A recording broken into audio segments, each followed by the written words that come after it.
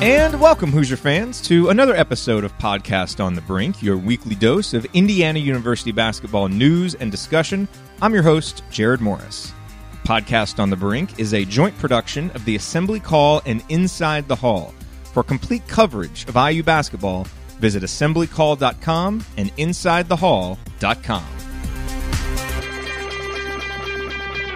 It's time for Indiana basketball. Tickets for mini-series games are now available online at iuhoosiers.com or by calling 866-IU-SPORTS.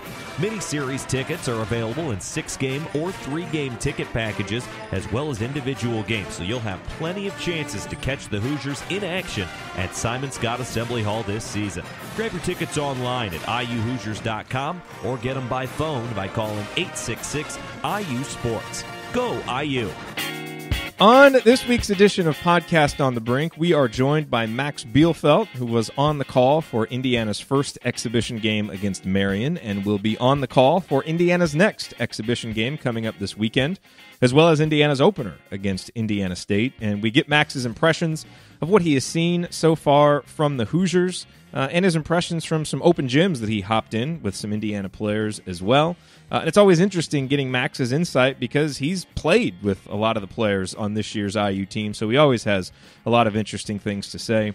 Prior to that, Alex and I hop on for about 10-12 minutes and give our impressions from the first exhibition game. All of that and more coming on this week's edition of Podcast on the Brink. Like most sports fans, you've probably found that buying tickets to sports and concerts too can be a complicated process. But here's the thing, there is a better, simpler way to buy, and that is with SeatGeek. SeatGeek is the smartest, easiest way to get tickets to live events because with SeatGeek's seamless mobile experience, you can actually buy or even sell tickets in just 2 taps.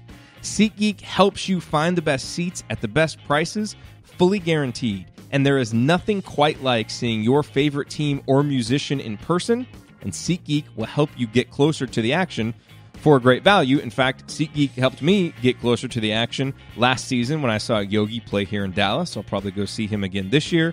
And same thing for my wife this offseason. I got her concert tickets as a gift, and she really enjoyed it. And we did it all with SeatGeek because SeatGeek is designed to make the ticket buying experience easier than ever. They save you time and money by searching multiple ticket sites to compare prices and find you amazing deals. Now, here is what you should do next, because best of all, Podcast on the Brink listeners actually get $20 off of your first SeatGeek purchase. So there's that little bonus. All you have to do is download the SeatGeek app and enter the promo code BRINK today. That's promo code BRINK, B-R-I-N-K, for $20 off your first SeatGeek purchase.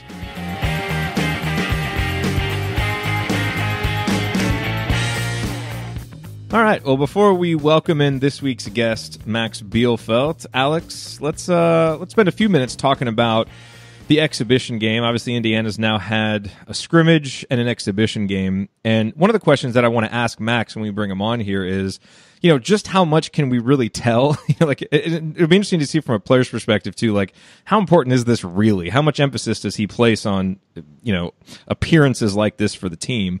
I wonder if maybe they're a little more important this year just because it's a new coach and a new system, and this is everybody's first time out.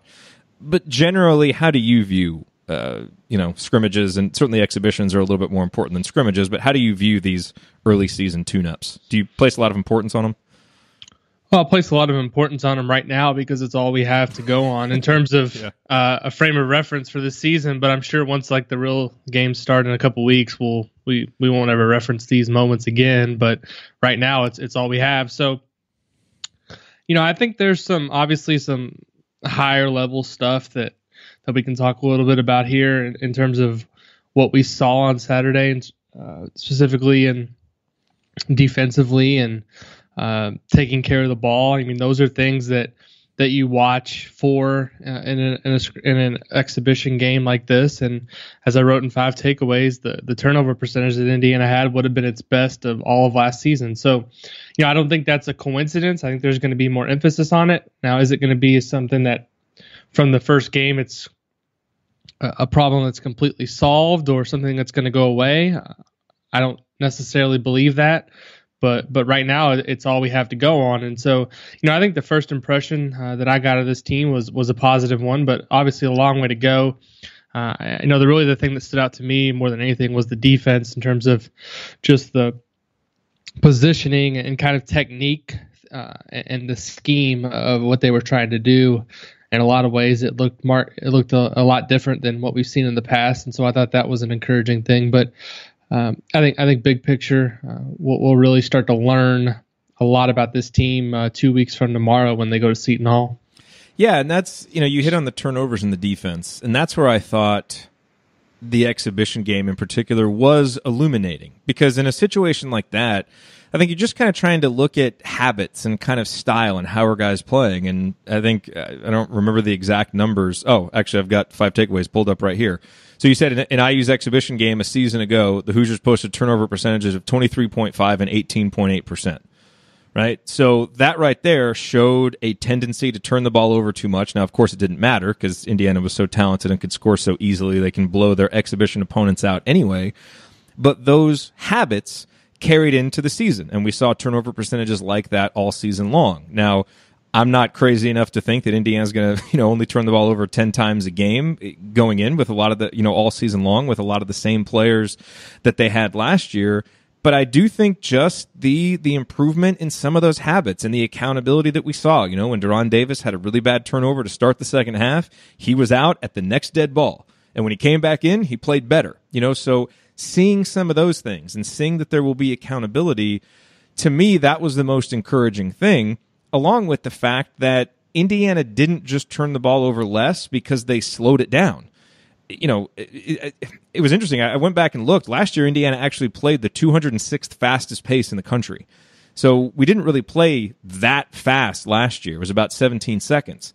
And in the exhibition game, this past exhibition game, Indiana played at a 14-second pace. So we actually played 3 seconds faster than we did last year, but without the turnovers. So it shows that you can attack, you can be aggressive, but if you just eliminate some of the head-slappingly bad turnovers, which Indiana seemed to have 3 or 4 of a game last year, it really can make a difference. And so I agree with you. In addition to the defense, which looked better, looked like there was greater attention to detail and greater cohesiveness for most of the game, except when the guys got a little bit tired, especially early, and you saw some bad habits come back in. I thought that and the turnovers were really the 2 biggest stories and the 2 most encouraging things to see, because they're the 2 biggest improvements that need to happen for this year's team to, I think, outperform the expectations and do better than what last year's team did. Absolutely. I mean, anytime you're going to change a behavior or change something in the past, and this goes for not just college basketball, for anything in life. I mean, if you're going to change something, there has to be an expectation and there has to be accountability. And so, if Indiana is going to get better in terms of taking care of the ball, there has to be, first of all, a plan to how they're going to achieve that. And then there has to be some type of way they're going to execute this plan. And I guess what we saw the other night was maybe the first example of, how they're going to do that. I don't know that the tempo the other night is going to be indicative of what we're going to see all season, because a lot of that is dependent on the opponent and how the games are going. And a little bit I looked at the possessions in the first half, and it was, I think, a 32 possession game, and it was a lot higher in the second half. And I think that one reason that was the case because, the final 10 minutes or so, there was kind of a lot of the low end of the bench guys in, and kind of just an up and down, more or less. But so I don't, I would tend to think that maybe the pace is going to end up being slowed down eventually, compared to what we've seen in the past. So, both of those things are worth watching as we go forward. But with the turnovers, I just think it's important. If you say something like we're going to take a better care of the ball, we've heard in previous seasons, and I don't want to get back in too much into the past, but we've heard players talk and previous coach talk, throughout the season, well, those things will improve, but we never actually saw them improve. I think what we saw the other night was maybe the first inclination that this is something that is being emphasized and something that there's going to be improvement on, because we have a number that shows us that is something they're working on. I mean, we have a tangible number now. They turned the ball over only 10 times in an exhibition game with, I think it was something like 72 possession game. Yeah. That's a pretty impressive debut in that regard. So in terms of individuals, the biggest story was obviously Devontae Green. And if you want to go, person by person, we did that on the latest edition of the Assembly Call IU postgame show. So definitely check that out. But Devontae Green was the huge story. And, his brother Danny was in attendance. So he certainly put on a good show for Danny, which I'm sure he was very excited about. But I mean, he was dynamite, and he's really showing himself early in the season to be the best catalyst for this team offensively. My question to you, and it's probably impossible to answer right now, but I guess it's, how much do you trust this right now? Because we saw Devontae last year in, kind of some exhibition scrimmage type situations really, really play well. And I think his style tends to lend itself to that type of situation. And it'll be interesting to see when the competition ratchets up, the defenses get tougher, the gaps are a little bit, smaller, the margin for error a little bit less. Some of the attacking movements that he's making offensively, will those holes still be there? Will he still be able to make some of those same plays? Now, look, some of the shots that he's been making, those are shots that would have gone in against any defense, because, I mean, his shot making has been really, really good. But are you buying this kind of early season performance by Devontae Green as, Indiana's potential lead guard? I don't know if I'd go as far as to say I'm buying him as a lead guard. Am I buying him as a guy that's going to have to play really well and take a major step forward if this team's going to reach its potential? Yes, and I think we've kind of seen some signs here that he's going to be that, but Robert Johnson, to me, is still going to be Indiana's best guard. I know that he struggled with the shooting here the first couple of public looks that we've had at him, but everything that Archie said in the offseason leads me to believe that they're really high on Robert and what he's going to be able to do. And he is a guy who was the leading returning scorer off last year's team. So I think he's probably going to be the leading scorer on this team. And I think Devontae Green kind of gives them a little bit of flexibility on how they want to play. When Colin Hartman comes back in the lineup, they're going to have a choice of, potentially going with a bigger lineup with Hartman and Morgan and Davis, or do they want to go with a 3-guard lineup with Green, Johnson, and Newkirk? So I think on a team that's going to need scoring, I think that's one of my biggest questions about this team going into the season is, where's the offense going to come? It's really vital that somebody steps forward in that regard. And so far, Devontae Green looks like the best candidate to do so. Last question here before we bring Max on. The freshman, Justin Smith, Clifton Moore. Obviously, we haven't gotten a chance to see Al Durham yet. But what did you see out of those guys to kind of suggest one way or the other if they'll be ready to play meaningful minutes early in the season? I think they were both nervous.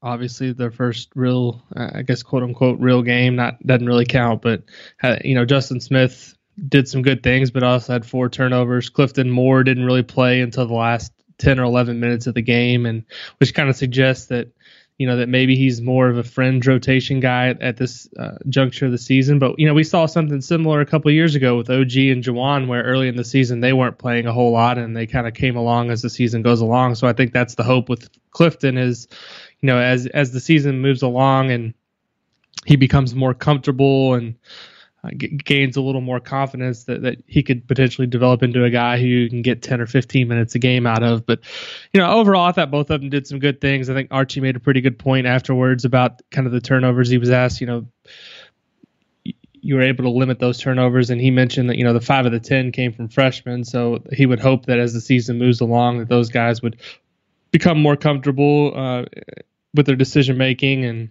they could be even better in regards to taking care of the ball. But overall, I thought both guys did some good things. Clifton Moore, he's just, he's so talented, but I think adjusting to the speed of the game is going to be the biggest thing for him. And Justin Smith also maybe adjusting to the speed of the game in terms of he needs to maybe slow down a little bit and think through the things that that he's going to do before he makes a play. But I think both of them showed kind of glimpses of what made them both highly regarded by some of the national recruiting guys. They certainly looked like they belonged. I mean, obviously, the turnovers notwithstanding, but just kind of physically. I mean, Justin Smith is a well-put-together freshman. Yeah, absolutely. He doesn't look like a freshman. Even Clifton, he's obviously slight of build, but man, he looks like a high-level basketball player, just the way that he moves, his height, his length, how fluid he is doing certain things offensively. Heck, his defense obviously is a work in progress, but, a block that he made where he kind of, came off the ball to make a block, it showed you some of the potential he has. And I've kind of thought, you mentioned, what OG and Juwan did as freshmen. I've kind of thought that's going to be one of the reasons why this Indiana team gets better late in January, February, and into March, as I really feel like those guys will be ready to take on a bigger role. And if that proves true, they could really be important pieces of the rotation come the heart of Big Ten play. Absolutely. So, Alex, we're going to be joined here in just a minute by Max Bielfeldt. Before we do that, let's talk about Hoosier Proud together, because you and I are both excited about welcoming them as a new sponsor to Podcast on the Brink, and we introduced them last week. Hoosier Proud is an Indiana-based brand, and we've been really fortunate to work with them over at the Assembly Call. They've been sponsoring our banner moment for the past year, and they're doing that again this year, and now joining us here on Podcast on the Brink. And when I talked about him last week, I mentioned 3 reasons that you should check out their website, HoosierProud.com. One is the designs, because they now have officially licensed IU gear, which is really nice. And they have a bunch of just really cool, interesting designs that feature unique elements of the Hoosier State. And new this week, actually, that they didn't have last week, they've got some pretty cool inside the hall designs too now, don't they? Absolutely. One of the reasons I'm so excited to work with them and the team over there is, in a lot of ways, they're building their business the same way that Inside the Hall and Assembly Call are built, from the ground up, independently, and they stand for a lot of the right things. I know they do a lot of giving in the community, and we're really excited to have Inside the Hall gear available there. I know we're going to be adding some more things as time moves along here, but we're just really fortunate to align ourselves every week with great sponsors, and we're proud to welcome HoosierProud.com into the fold. Yeah, no, there's no question about it. I've really enjoyed working with him. Connor's a great guy who started Hoosier Proud. Like you mentioned, their philanthropy. They actually donate a portion of the revenue from their T-shirt sales to specific Indiana-based charities, and you can check out what charities they support on the website. And, they're really generous. A lot of sponsors will give a code that you can use, and that code won't really confer like any, kind of big discount or big deal, but it's kind of what the sponsors use to track if the advertisement is actually working. But they actually give 15% off if you use the code, which is really awesome. They do it for us over at the Assembly Call. They do it here on Podcast on the Brink. So when you go to HoosierProud.com and you see any of the shirts that you like, whether it's the Inside the Hall shirts or any of their other cool, unique designs or their IU T-shirts, use the promo code BRINK, BRINK. That'll let them know, obviously, that you heard about them here on Podcast on the Brink, and you will actually get 15% off your entire order. So again, the promo code is BRINK, BRINK. Check them out over at HoosierProud.com. And let's do it. Let's welcome Max Bielfeldt now to Podcast on the Brink. And we are pleased to be joined on this episode of Podcast on the Brink by the great Max Bielfeldt, who has been doing the color analysis he was there for Hoosier Hysteria. He was there for Indiana's last exhibition game. He'll be there for the next one. Max, it is always great to have you with us on Podcast on the Brink. How you doing? Jerod, Alex, great to be here. I'm doing fantastic. How are you? Doing well. And we were just talking about this before we went live here. Just want to mention, great job on the broadcast. And in particular, the last exhibition, you were working with Josh Eastern, who was actually an intern with us over at the Assembly Call last year. And the two of you guys really did a great job. And those broadcasts, sometimes you do those, you do kind of the online broadcast and you expect it to not be quite as good, but I think you guys are doing as well or better than a lot of the broadcasts that are actually on the Big Ten Network. So keep up the good work, man. Well, thanks a lot. I mean, that was my first time working with Josh, so it's always kind of interesting to find the dynamic with the person you ever work with, because a lot of the crews in the top tier of the whole thing, they just feed off each other and they have this chemistry, you can kind of tell. So it's interesting. But Josh was great. He did a great job. Griffin Weinberg on the Hoosier Hysteria as well. He was a pleasure to work with, and I think Indiana really has a something good going for them in the broadcast realm. Yeah, no, for sure. So let's turn our attention to the Hoosiers. And, Alex and I just spent some time providing our impressions of the first exhibition game. I'm really curious from your perspective, as a former player, what can you really take from, a Hoosier Hysteria scrimmage, these exhibition games? How important are they? And are they maybe a little bit more illuminating this year simply because it's the first few times out with a new coach or a new system? Or should we not really be reading too much into what we see in these games? I think there's a lot you can read into, and some of it's just overthinking. But I think there's some good stuff too. Who is Archie giving minutes to? I think the biggest surprise, when people were projecting starters for this year, is the emergence of Devontae Green. Just how he played in the exhibition game. He's the storyline guy right there. Put up 22 points and couple rebounds and assists away from a triple double. So just what I saw out of him is just a lot of maturity with the ball in his hands, making the right play, having some nice feeds down in the pick and roll situation, and getting fouled. But I think the biggest things you take away from the scrimmage is who are the minutes being given out to, how are the guys connecting? What's the chemistry look like on the court? Does the system look like it's in place? Are there a lot of turnovers happening? They really limited turnovers, which is obviously a huge pain point for Hoosier faithful. But yeah, it's those things for the most part. It's just kind of figuring out the chemistry and figuring out, how this new system is going to be put in place and how the guys are responding to it. Now, you obviously played for Indiana's previous coach, Tom Crean. You were recruited by him to Indiana, won a Big Ten title with him. What have been the biggest differences that you've noticed between, especially, on the bench during this game type action between Tom Crean and then how Archie Miller is on the sidelines? Well, obviously just from a eye standpoint, Tom Crean is a very energetic up and down guy. I try not to compare coaches too much because it just doesn't do good for either one. But, you can just obviously see, they just have different styles. Just the way they coach on the sidelines, and they're both very successful coaches. But I think overall, this team's responded well to Archie Miller. I think the systems he's put in place is last year it was tough because I kept preaching this last year that they had a lot of young guys that are on the court. No Colin Hartman, and Crean likes to put in a lot of stuff, and that kind of has almost like an NBA feel to it, where there's a lot of reads and a lot of different actions being put into play. And for a young team like that, you could see sometimes they were a little lost. They were second behind on some cuts and second behind on some passes, leading to a lot of turnovers.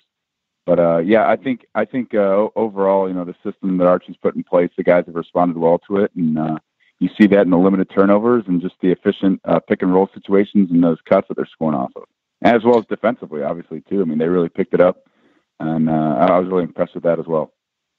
Max, what stood out to you defensively about kind of what they were doing in the plan? Obviously I think you have an interesting perspective on this because the transition that you went from Michigan to Indiana, you're going from one really good coach in John Beilein to another really good coach in Tom Crean, and now these players are going from Tom Crean to Archie Miller.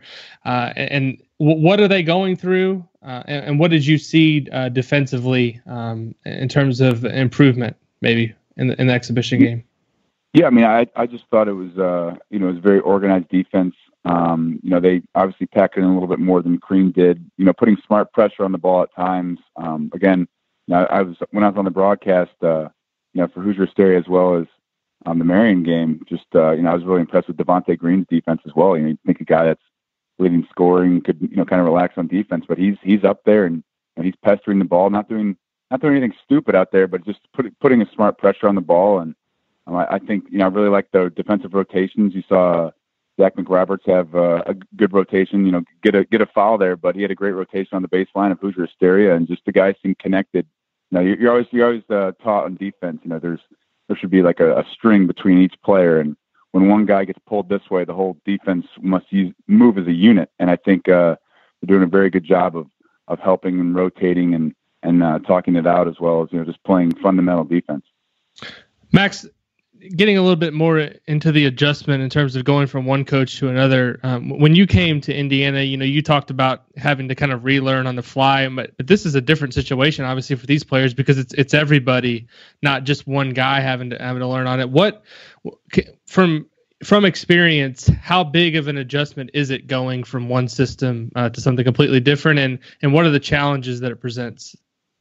Well, I mean, first off, just the challenges of a new coach is, Archie was talking about how pretty much when you come in, when he's coming into the system, he's trying to teach these freshmen collegiate principles of what he wants. It's a lot easier when he can pull up a video of Colin Hartman doing exactly what he wants. But, Colin's still learning it too. And I think that was the toughest thing.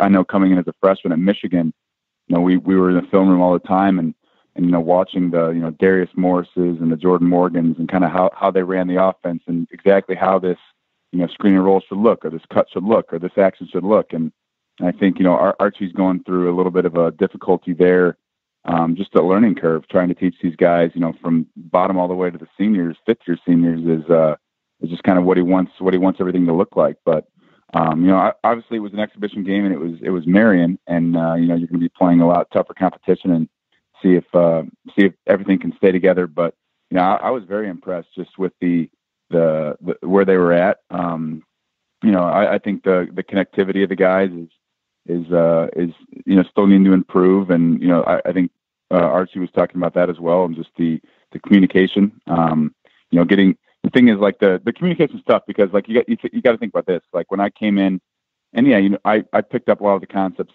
pretty quickly just being in college basketball for a while. But, I also had a Yogi Ferrell out there on the floor, and, he'd been there in the system for 4 years, and he could be like, "Hey, Max, like if I had a question, like, boom, just tell me real quick." You have all these guys that are on their first year of learning everything he wants to do. So, sometimes when there's a guy with a little deer in the headlights looking around for some advice or for some help, you might have the other guys out there too with the little, deer in the headlights look. But, I think overall they did a good job of keeping it simple, and, I haven't seen much of that so far. Max, a lot is obviously being expected this year of Deron Davis. And in your time in the Big Ten, obviously you went up against a number of good big guys, in games and in practice. If you were going up against Deron Davis, what is the one thing that you would worry the most about? And what is maybe the weakness of his that you would try to exploit that it would really help him if he can shore up, between now and when the games start? Sure. Well, I mean, I played, I've played against him a couple of times. I just hopped in some open gyms with Indiana over the summer and stuff. And, I could say I have a pretty firsthand experience on what I would do defensively. I think he has really good footwork, in the post, that small space footwork. He has a really just powerful crab dribble, which is, where you kind of just keep it in between your legs and you just, give that little shoulder to the guy's chest a couple of times. And that to his drop step he has a really powerful drop step that you see him get fouled on, because he creates so much distance between him and the defender. The defender, trying to contest it, ends up, hitting his elbow like Freddie did in the Hoosier Stereo game. And, this happened a couple other times, but, I'd say it's really just matching his physicality is, probably what worked best for me in open gym. And, he had said after I played against him, he's like, "Man, like that's NBA post defense right there," just because I was hitting him basically as hard as I could. I'm like, "Man, relax."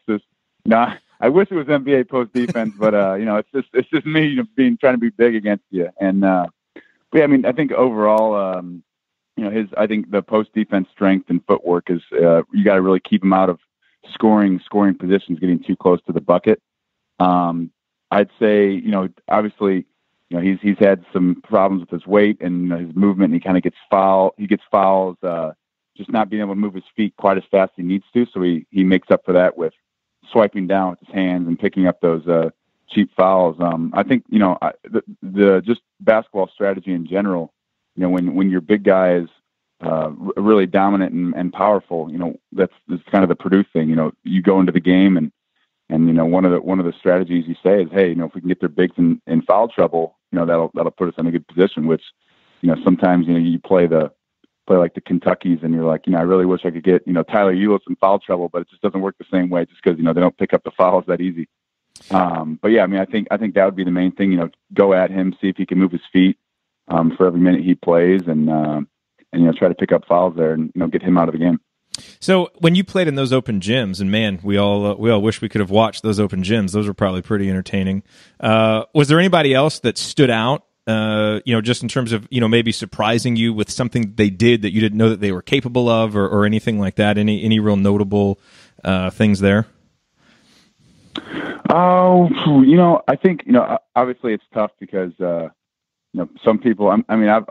I've played with a handful of players that they do things in open gyms and in practice that they just can never quite transfer to the court. A lot of that comes with shooting. Some guys that haven't quite found that full confidence shooting from behind the arc in a game. The reason they're shooting in the game is because they've knocked down a good amount in practice and they think they can, but it's just your legs are a little more adrenaline pumping through the system, and it's just that touch is hard to find. Even for me, it was tough to find. I would when I was younger at Michigan, I didn't shoot great on the court, but I had the same sort of thing. I was just I would knock them down in practice, and in the court, you get your when you're young, you get your 6-10 minutes out there on the court, and you get your you get your 1-3. You're going to get 1-3, and you got to make it. And it's kind of it's a psyche. There's a psychology to it as well, coming off the bench when you're young, and that's why I'm so impressed when you have these young guys coming out in front of these big crowds for the first time. Only having played in high school, and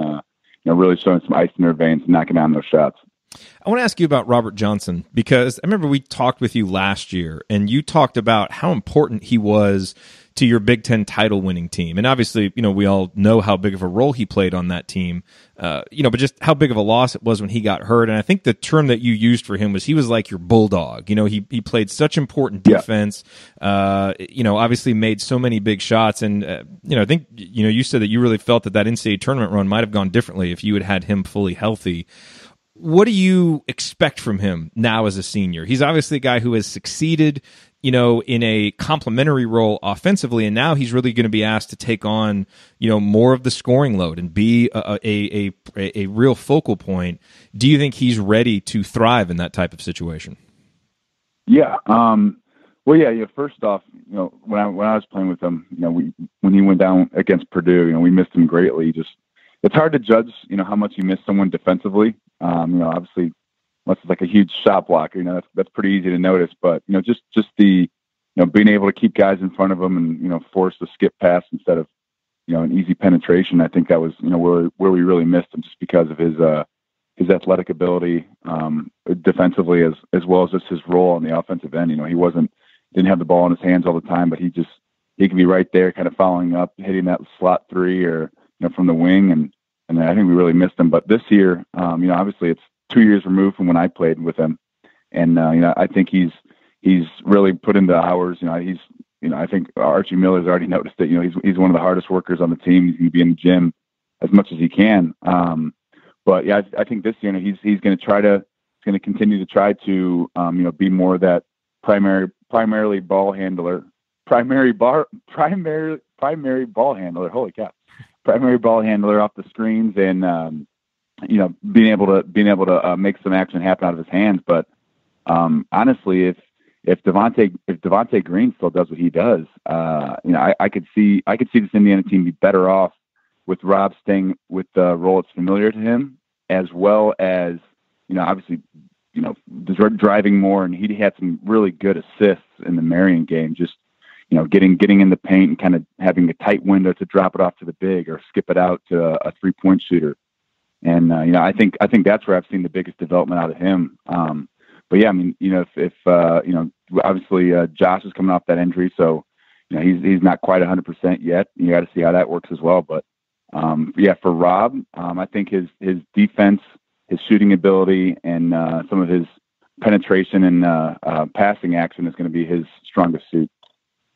Max, it's been a long road back, I know, for Colin Hartman. We still haven't had a chance to see him publicly yet. I think he's just being held out for precautionary reasons at this point. But everyone knows kind of the role that he was expected to play on last year's team. It was unfortunate that he didn't get to play that role. But, I'm sure Archie Miller is happy to have him as a part of his first Indiana team. What do you see his role being on this team, and is there one or two things that were areas where you really think he can help?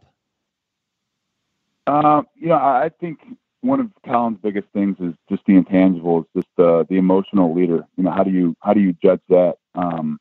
He can be the heart of the team, and in the Big Ten, there's so much talent in the league.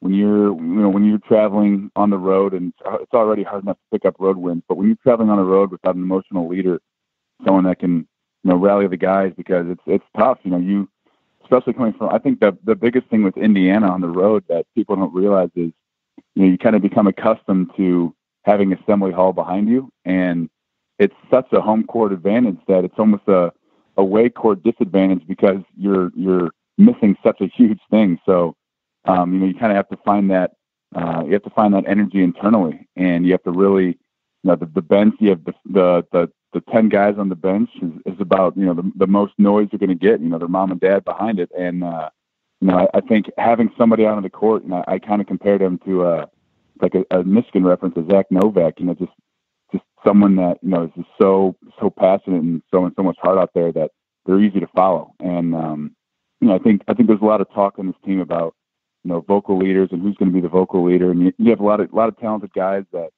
could be in that role, but so it's a personality. It's a personality temperament thing as well. I mean, you have Juwan. I think Juwan Morgan will be a lot more vocal this year, but sometimes it's just you need that something that's built into the system, built into the heart. And I think you saw it a little bit with Colin in the past, and I think you can see that in the future when he comes back. I think that'll be one of the strongest suits. You mentioned Juwan and the vocal leadership. I mean, he hasn't really made any bones about it here in the offseason. He's basically said that he's going to make sure that that's not an issue in terms of the vocal leadership. In terms of his game this year, it seems to be a really critical year for him and a chance to really take a step forward in terms of his role in the team, with guys like OG and Thomas being moving on. What do you see as maybe the biggest challenges for Juwan going into this season, and maybe where have you seen him improve the most over his couple of years in Bloomington? Well, I think I think the first thing is this is his first year with a whole year of injury-free under his belt. Going into last year, he had just come off that shoulder surgery, and you wonder how much that just kind of affects his ability to pull down rebounds and finish around the basket and that kind of stuff. I know my brother-in-law, who's Myers Leonard, married to my sister, and he had the same shoulder surgery going into last year, and it's tough. It's just like guarding the post. You don't realize how much shoulder and arm strength it takes to kind of hold these big guys out of the post. And so I saw it with him last year and Juwan a little bit, but I think the fact that he's 100% healthy and back, and he doesn't need to be popping his shoulder back in every other game. That's just that was miserable. But I think overall, if he can continue to shoot that three ball with confidence, like you saw a little bit, I think that'll be a big help. If he can, he's so long and athletic. He can rebound with the top tier of the conference. His rebounding ability and shooting ability will be huge. But I'd say the number one thing that I've seen in the Archie Miller system is his off the ball cutting. Is these off the ball screens that come in, and he's so quick at cutting off this action. You see him get a lot of these easy dump offs in good scoring areas, and that's what I've seen the most part from him. Is just that ability. Ball's on the left side, he's on the right, gets a quick screen from the side and comes over, and he's right there by the basket, puts it up quick. I think that's where he's going to be very, very valuable. It's because it's tough action to guard. What about Juwan's shooting? He's a guy, when you played with him his freshman year, he didn't take a lot of attempts, but he was really efficient as a shooter. I think, he was like 5 for 9 from downtown, made some big threes. And last year we saw him really struggle. And, it's been interesting because, he made a comment. I think Eddie Cotton was interviewing him at Hoosier Hysteria, and he was very forceful about how confident he is in his shot. It's almost like he was stating it for himself. He wanted everybody to believe it. And we've seen him come out in the scrimmage and the exhibition really looking for a shot early, and hasn't shot a great percentage yet, but he's made a few. Do you think that's a part of his game that is going to come back to him this year? Is that something that maybe he's focusing on a little bit too much and should really focus on being inside more, because he's been such an efficient half-court player, down low and taking guys off the dribble? Or do you think, that he can be kind of that all-around player with the shooting included? Well, I think, if he's especially if he's gonna play with Duran, having the ability to space him and let Duran go one-on-one and force that help and open threes, I think that's where it'll be the most important for Duran to be able to knock down threes. Obviously it's depending on who's in the game and how they play off each other, but I think, like I was saying earlier, it's just the confidence of being able to get in the game and, being an upperclassman now and really working on that and getting that confidence going. If he can, it's just a hump, it's just that confidence hump. You see a couple go down in the game and, the next 10 are super easy. It's just kind of the way it goes.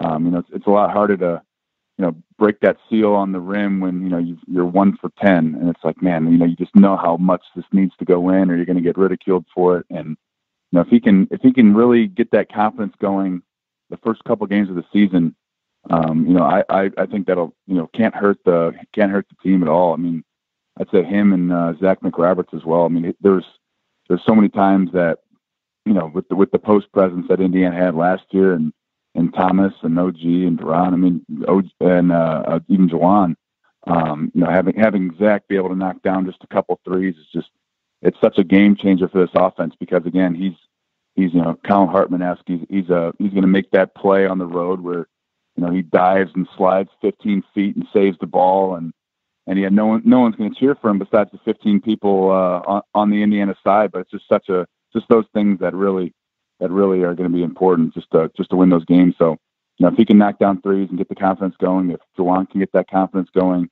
it doesn't hurt at all just to have different guys be confident knocking down that three.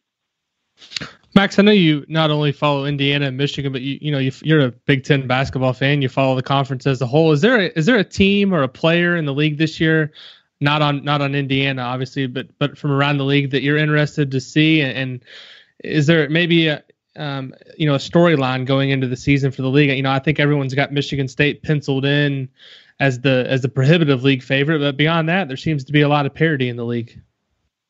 Yeah, I'm going through all the teams right now in my head and trying to think real quick. I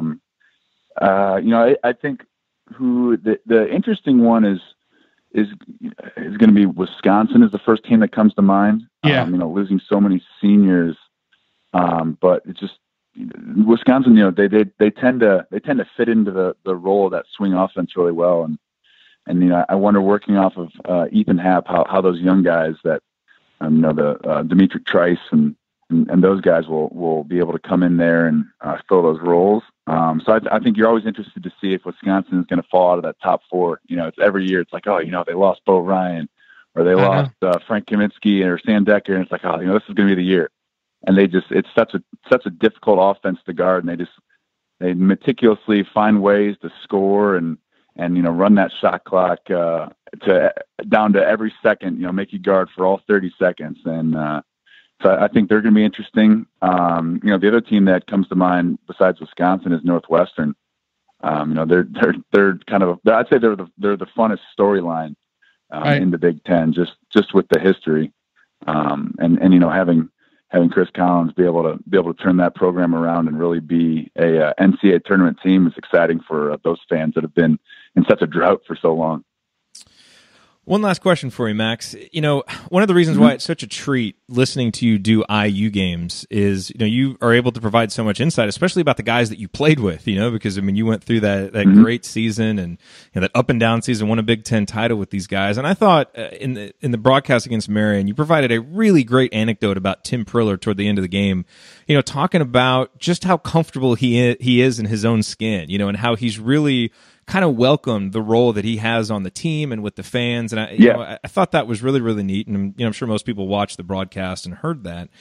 And, Tim's career has been, such an interesting one. And I think sometimes when people see a guy like that doesn't play, they kind of wonder, okay, well, why does this guy have a scholarship? What value is he providing to the program? But I've always kind of thought, a guy like him, if he's, around for 4 years and he's maybe not playing as much, he's probably providing a lot of value in practice or, his attitude. And there's probably other things that he's bringing that coaches really appreciate. And, he's obviously not a guy that we're probably going to talk about a ton this year, but I'd love, it's his last go around. And I'd love if you could just give us a little bit of insight into him, just the guy, and what it was like playing for him and what some of the things are that he brings, that obviously we're not able to see when we just tune into the games.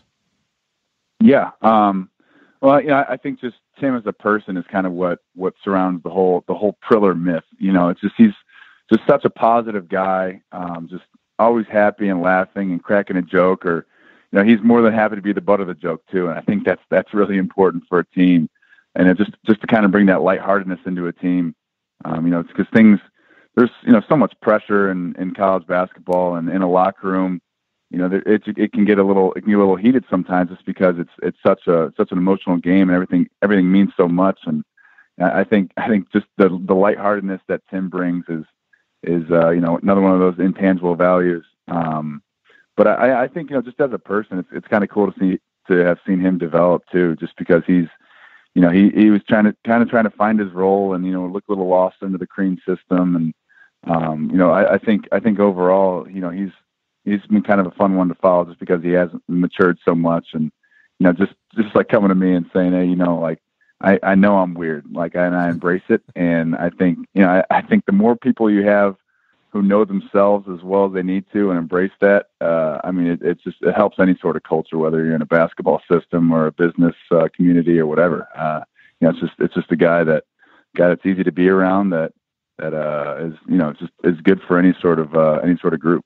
And it's one of the great things that can happen to you while you're in college, to learn that about yourself and be able to embrace it by the time you graduate and get ready to face the real world. Definitely. So that's great. I really appreciate that insight on him on the broadcast too. So you're doing the University of Indianapolis game, right? And then are you also going to be calling the Indiana State game, which is also on BTN Plus? Yep, correct. Doing the Indy and Indiana State game. Excellent. Well, Max, we always appreciate you being on Podcast on the Brink, and we will definitely be looking forward to tuning in and hearing your insight for IU's next two games. Yeah, awesome. Thanks, Jerod. Thanks, Alex. Thank you, Max. Thanks, Max. Take care. You guys. Thank you for listening to this episode of Podcast on the Brink. We always appreciate you being here. To get more from me and from Alex, visit assemblycall.com and insidethehall.com for complete coverage of Indiana University basketball. If you liked this episode, please consider sharing it with a friend or family member who loves IU basketball as much as you do. You can also support the show by leaving a rating and review on iTunes, which helps us get the word out to more IU fans like yourself. We will be back next week with a new episode. Until then, as always, go Hoosiers.